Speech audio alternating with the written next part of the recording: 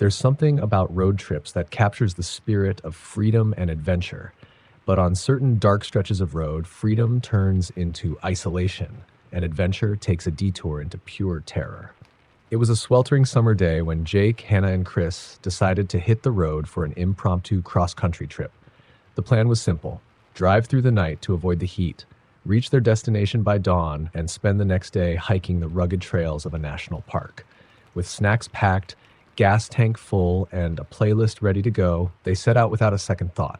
The first few hours were fun, with music blasting and jokes flying, but as they pushed deeper into the night, the excitement slowly began to wear off. They were on a desolate stretch of highway, miles away from any town, when the feeling of unease began to creep in. The road was dark, far from civilization, and the only lights came from the car's headlights cutting through the dense, suffocating blackness. After a while, even the stars seemed to vanish, swallowed up by a thick fog that rolled in without warning. Hannah, sitting in the back seat, started feeling restless. "This fog is weird. I don't like it," she muttered. Chris, who was driving, tried to make light of it. "It's just fog, Hannah. We'll drive right through it." But as the minutes passed, the fog didn't thin out. It grew denser, swirling in strange patterns that seemed almost alive. The visibility dropped to near zero, and Chris slowed the car down to a crawl. The only sound now was the crunch of gravel beneath the tires and the occasional nervous shuffle from the passengers. Then, out of nowhere, they saw it. A figure standing in the middle of the road, barely visible through the fog. Chris slammed on the brakes, heart pounding in his chest. The car skidded to a stop, just inches from the person. It was a woman. She looked disoriented, her clothes torn and dirty, and her eyes wide with terror. She waved frantically for them to stop, her lips mouthing something, but the sound was swallowed by the night. Without thinking, Jake rolled down the window. "Hey, are you okay?" he shouted. The woman staggered closer, her hands trembling. "Help me, please, they're coming." Her voice was barely a whisper, cracked and raw, as if she had been screaming for hours. Before anyone could respond, a deafening screech echoed from the woods beside the road, a sound so unnatural that it made the hair on the back of their necks stand up. The woman's eyes grew wider, and she bolted into the fog, disappearing into the darkness as quickly as she had appeared. Panic set in. "What the hell was that?" Hannah gasped, clutching her seat. Chris looked at Jake, wide-eyed. "Should we follow her?" She seemed scared out of her mind, but something told them not to. The silence that followed was thick and oppressive, and that screech, it felt wrong, like it wasn't meant to be heard by human ears. After a moment's hesitation, Chris made a decision. "We're getting out of here." He put the car in gear and pressed the gas, but the tires spun uselessly in place. "What the hell?" he muttered, trying again. The car wouldn't budge, as if something unseen was holding it down. Suddenly, the fog around them shifted, swirling faster, and that same unnatural screech echoed again, this time closer, much closer. Hannah started to cry, her hands shaking. "We should have left when we had the chance," she sobbed. The fog around them began to move in deliberate ways, forming vague, shadowy shapes just beyond the reach of the headlights. It wasn't natural. It wasn't right. One of the shapes, darker and more solid than the others, seemed to loom just outside the passenger window. Jake turned his head slowly, eyes wide, unable to believe what he was seeing. A face, pale, twisted, and watching. Its eyes were hollow, but somehow they seemed to be staring right through him, full of hunger. Chris jammed his foot on the accelerator in pure terror, and finally the car jerked forward, tires screeching as they tore down the foggy road. They didn't stop. Not until they were miles away from that spot, until the fog had completely lifted and the night sky was clear again. Hours later, they pulled into a gas station, shaken but alive. They got out, their legs trembling beneath them. Hannah was the first to break the silence. "Did we all see that?" No one answered. There was no need. They all knew what they had seen, something that should not exist, something that followed them, just waiting for the moment to strike. Inside the gas station, they tried to gather themselves, but the cashier, an old man with a tired face, noticed their state. "Y'all look like you've seen a ghost," he said with a chuckle, but his eyes narrowed when they told him about the fog, the woman, and the screech. "You were on the old highway, weren't you?" he asked, suddenly serious. When they nodded, his face paled. "You shouldn't have been out there. That road, people go missing on it all the time. Locals know to stay away." Jake asked. What was that thing? The woman? The fog? The old man sighed, rubbing the back of his neck. Some say it's a curse. Others say it's something older, from a time before people settled this land. Whatever it is, once it sets its sights on you, there's no escaping it. You're lucky to be here. With those words hanging in the air, they left the gas station, but the horror of that night never truly left them. Even months later, long after they had gone back to their normal lives, they couldn't shake the feeling that something was still out there, watching, waiting for the right moment to finish what it had started. Because some roads never forget. Three friends, Tom, Lisa, and Nate, were on a late-night drive through the middle of nowhere. They had taken a wrong turn and ended up deep in a rural area where phone signals dropped off, and the GPS had long given up. They weren't too worried at first. It was supposed to be a fun, spontaneous road trip, but the further they drove, the more uneasy they became. The narrow road was flanked by thick trees on both sides, and not a single car had passed them for hours. The headlights only cut through the darkness for a short distance before being swallowed by the dense forest. After a while, the road turned into gravel, then dirt. "We need to find a place to turn around," Lisa muttered, her voice tense as they bounced over uneven terrain. Just as they were about to give up and retrace their steps, they spotted a flickering light ahead. A house, or so it seemed, tucked away in the woods. Relief washed over them. They thought they could ask for directions or at least get their bearings. Nate, who was driving, pulled the car into the narrow driveway, tires crunching on gravel, and stopped in front of the old, decaying house. The place looked like it hadn't been touched in decades.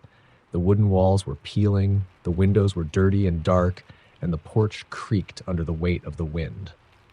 But the light was still there, a dim glow coming from a single lamp inside the house. "Are we really doing this?" Tom asked, unease creeping into his voice. Lisa and Nate exchanged glances. None of them wanted to admit how scared they felt, but they were lost, and this might be their only shot at finding a way back to the main road. "I'll just knock." "Maybe someone knows the way," Nate said, trying to sound confident. He got out of the car, the cool night air hitting him like a wall. He stepped up onto the porch, and before he could knock, the door creaked open by itself. "Hello?" he called into the darkness. No answer. But something about that open door was wrong, too deliberate, like it had been waiting. The inside of the house was dark except for the faint glow from the back room, where the light was flickering. Nate swallowed hard and glanced back at the car. Tom and Lisa were watching, their faces pale. They weren't going to let him go in alone. Reluctantly, they followed him up to the porch. As they stepped inside, the floor groaned under their weight, and a sickly, musty smell filled the air. The house felt wrong, like it had been abandoned for years but never quite left alone. "Let's make this quick," Lisa whispered, clutching her arms. Nate led them further into the house, the dim light guiding their way. It was coming from the kitchen. As they neared the doorway, they froze. Sitting at the kitchen table was a man. He was old, ancient-looking, with deep lines etched into his face and empty eyes that stared straight ahead, unblinking. His skin was a strange shade of gray, as though he hadn't seen sunlight in years. His hands rested flat on the table, motionless. But what made their blood run cold was that the man wasn't breathing. He was dead. But his eyes were open, and they seemed to be looking right at them. "Holy shit," Tom whispered, backing up. Lisa's hand shot to her mouth, her eyes wide with horror. Nate couldn't move. He stood there, frozen, staring at the old man's lifeless form, trying to make sense of what he was seeing. Suddenly, the flickering light blinked out, plunging them into complete darkness. Lisa let out a scream, and Nate fumbled for his phone, using the weak flashlight to illuminate the room. They turned to run, but something was blocking the doorway now. A shadow, a figure standing just beyond the edge of the light, too tall and too still. "Who's there?" Nate shouted, his voice shaking. The figure didn't move, didn't speak, but they could feel its presence. A cold, suffocating weight that seemed to press down on them. Slowly, the figure began to advance, and with each step, the air grew colder, until they could see their breath misting in the dim light. "Go, go!" Lisa shrieked, pushing them forward. They ran. Bolting out of the kitchen, they stumbled through the house, their footsteps echoing in the silence. Behind them, they could hear the creak of footsteps following, but when they dared to glance back, there was nothing. only that awful, crushing darkness. They made it to the car, gasping for breath. Nate fumbled with the keys, hands shaking as Tom and Lisa frantically checked behind them, sure that something was coming. Finally, the engine roared to life and they sped down the driveway, the headlights catching only glimpses of the twisted trees and overgrown path ahead. But as they reached the main road, something felt wrong. The night was still, too still, and then they saw it, a figure standing in the middle of the road, illuminated by the car's headlights. It was the old man from the house. His dead eyes stared at them, hollow and unblinking. They swerved to avoid him, but as they passed, Lisa let out a scream. In the backseat of the car, sitting right next to her, was the old man. His hands folded neatly in his lap, his head turned slightly, as if watching them with those empty, lifeless eyes. Nate slammed on the brakes, and when they turned to look, the backseat was empty. Nothing. Just a chilling coldness that clung to the air inside the car. They didn't speak the rest of the drive. No one dared to. Even when they reached the safety of a nearby town, their skin still crawled, their hearts still raced, and they couldn't shake the feeling that something was wrong. They never talked about the house after that night. But in the months that followed, each of them started noticing something strange. Shadows in their peripheral vision, whispers in the dead of night, cold spots that would follow them around the house. And sometimes, in the middle of the night, they would wake up to the unmistakable sound of creaking footsteps, as if someone or something was walking through their homes, just out of sight. Whatever they had found that night, whatever had been in that house, had followed them, and it wasn't done with them yet. It was supposed to be a quick trip, just a weekend getaway for Emily and her boyfriend, Jake. The plan was to drive up to a remote cabin in the mountains, relax by the fire, and enjoy the quiet. They had been dating for almost a year, and this trip was meant to be a break from the busy city life, a chance to disconnect. The drive started out pleasant enough, winding roads through dense forests, the golden hues of autumn leaves fluttering down around them. But as the afternoon wore on, the road began to feel longer and more isolated. The sun dipped low in the sky, casting eerie shadows between the trees, and the deeper they went, the less sure they became about the directions. The GPS was spotty, cutting in and out, leaving them to rely on memory and a few vague signs pointing toward the cabin. "We should have been there by now," Jake muttered, squinting at the dimming horizon. Emily looked at the map, frustration creeping into her voice. "I swear we're on the right road." As they rounded a bend, they saw it, an old, rusted sign that read Glenridge Road. Emily perked up. "That's the one. We're close." Jake turned onto the narrow road, and instantly the feeling of being watched crept over them. The trees seemed to close in tighter, the branches above creating a canopy that blocked out most of the fading daylight. The car headlights flickered on automatically, casting long, distorted shadows across the dirt road. The drive dragged on in silence for what felt like hours, but still there was no sign of the cabin. Jake's hands tightened on the steering wheel, his jaw clenched. We should have seen it by now. Just as the tension in the car became unbearable, the road widened, revealing a clearing. In the middle of it stood a cabin, but it wasn't the cozy, welcoming retreat they had imagined. It was old, far older than they expected. The wood was weathered, almost blackened, with patches of moss creeping up the walls. The windows were dark, lifeless, and the porch sagged under its own weight. "Are you sure this is it?" Emily asked, her voice tinged with doubt. Jake checked his phone again, but there was no signal. "This is the only road that leads here. It has to be." Reluctantly, they got out of the car. The air was colder than it should have been for this time of year, biting at their skin. They walked up to the front door, the wooden steps creaking beneath their feet. Jake pushed the door open, and it groaned on its rusty hinges, revealing a dim, musty interior.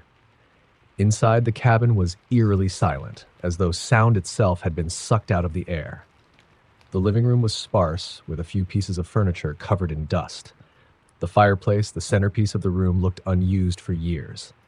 Emily shivered. Something about this place felt wrong, but she didn't want to say anything. Maybe it was just the atmosphere, the isolation. They set their bags down and tried to settle in, but as the evening wore on, the feeling of unease grew. Emily couldn't shake the sensation that they weren't alone. She kept glancing at the windows, expecting to see someone or something peering in from the darkness. As night fell, Jake tried to get the fire going, but the wood was damp, refusing to catch. The temperature inside the cabin dropped quickly, and soon they were huddled together under a pile of blankets. The silence outside was oppressive, as though the woods themselves were holding their breath. Around midnight, a strange sound broke the quiet. A tapping, soft but deliberate, echoed from the back of the cabin. Emily froze. "Did you hear that?"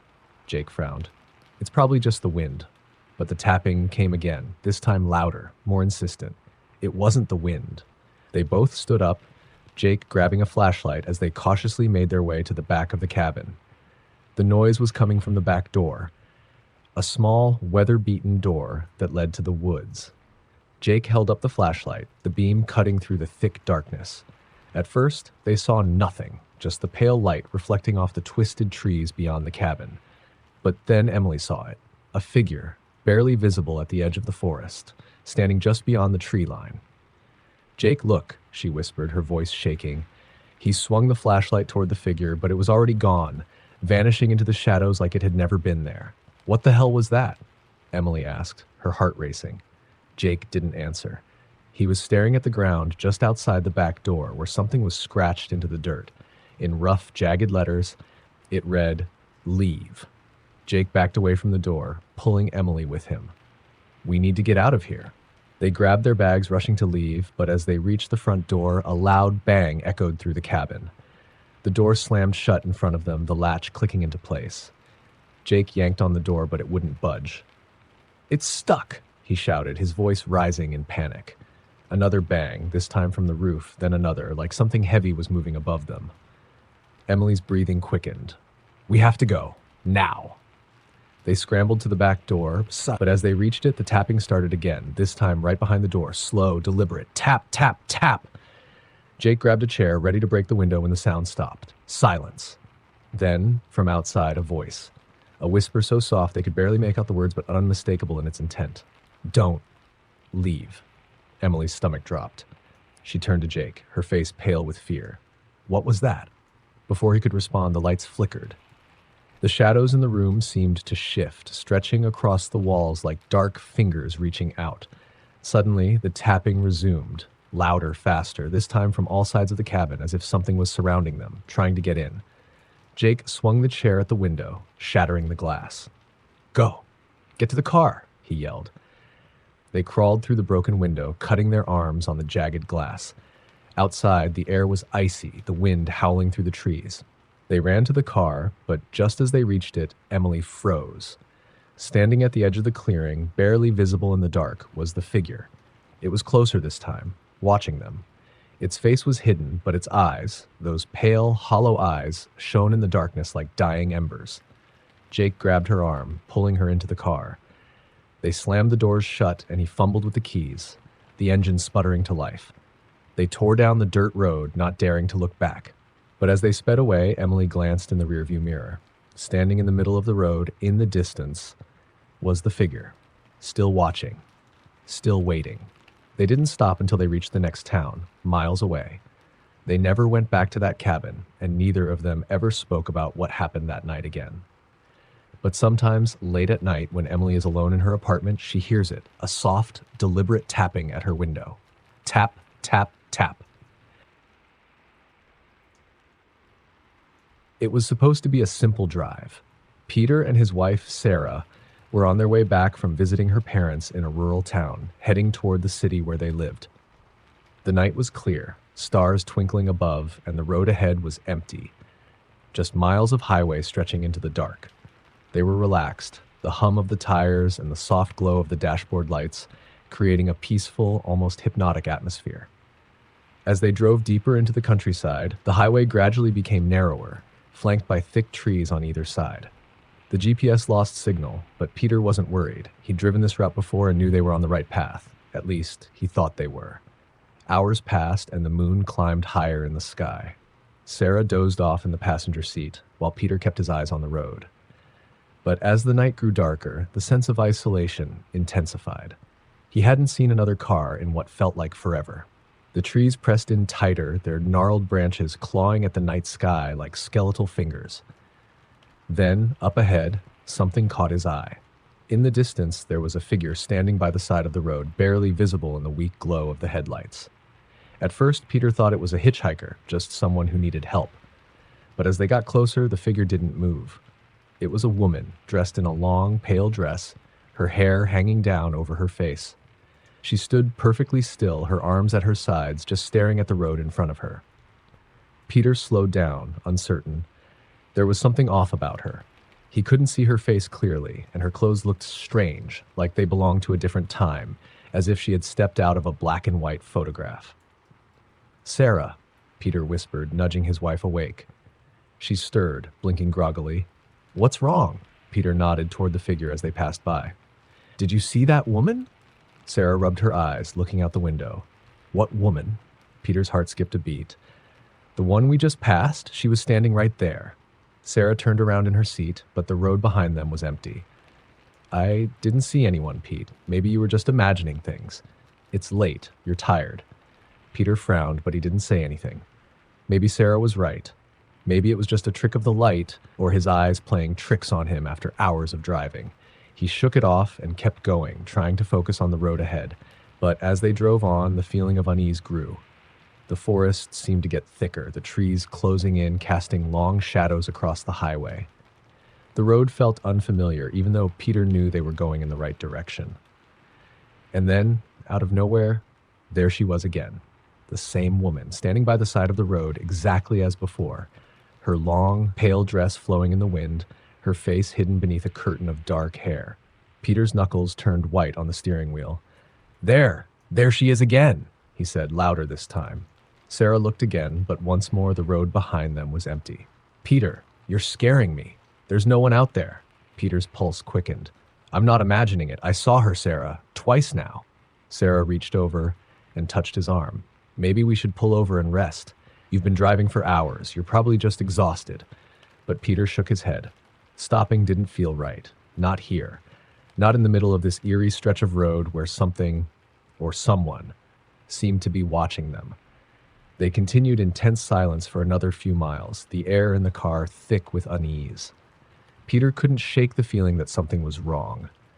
Deeply wrong, as if they had crossed into a place they weren't supposed to be. The trees felt like they were moving, like the forest was alive, shifting around them. And then it happened again. Up ahead, standing in the middle of the road this time, was the woman. Her back was turned to them, her figure unnaturally still. Peter's heart pounded in his chest. He slammed on the brakes, skidding to a stop just feet from where she stood. The car's headlights illuminated her ghostly form, but she didn't move. "Do you see her now?" Peter whispered, his voice barely audible. Sarah's eyes widened as she stared ahead. This time she saw her too. "Oh my God," Sarah breathed, her hand flying to her mouth. "Peter, what is she doing?" Peter was frozen, gripping the steering wheel so tightly his hands ached. The woman didn't turn, didn't acknowledge them. She just stood there, silent and still.